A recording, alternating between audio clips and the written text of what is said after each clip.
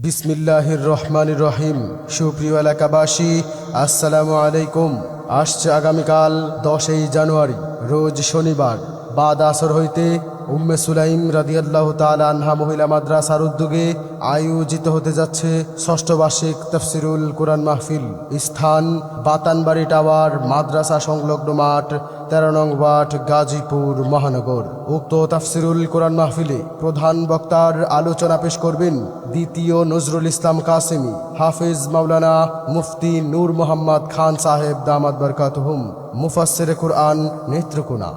উক্ত তাফসিরুল কোরআন মাহফিলে প্রধান অতিথির আসন গ্রহণ করিবেন জনাব আলহাজ সৈয়দ বশির আহমেদ বাচ্চু, প্রতিষ্ঠাতা সভাপতি, বাসন মেট্রো থানা বিএনপি ও সাবেক যুগ্ম সাধারণ সম্পাদক, গাজীপুর মহানগর বিএনপি।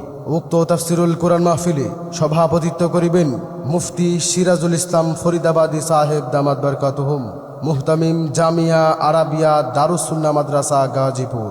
উক্ত তাফসিরুল কোরআন মাহফিলে উদ্বোধক হিসেবে থাকবেন জনাব আনিসুর রহমান আনিস মণ্ডল, সাবেক সহসভাপতি, গাজীপুর মহানগর ছাত্রদল।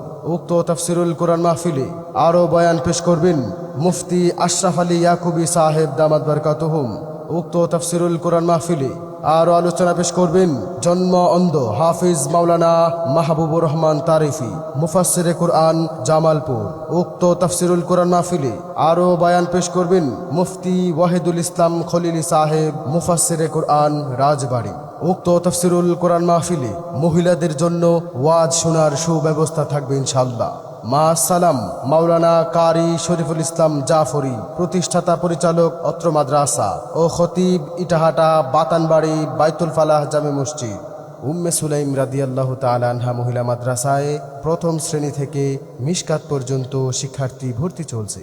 এলো কোরআনের মাহফিল, এলো হাদিসের মাহফিল, কোরআনের মাহফিলে হাদিসের মাহফিলে হয়ে যাও সবাই শামিল। এলো কোরআনের মাহফিল, এলো হাদিসের মাহফিল, এলো কোরআনের মাহফিল, এলো হাদিসের মাহফিল।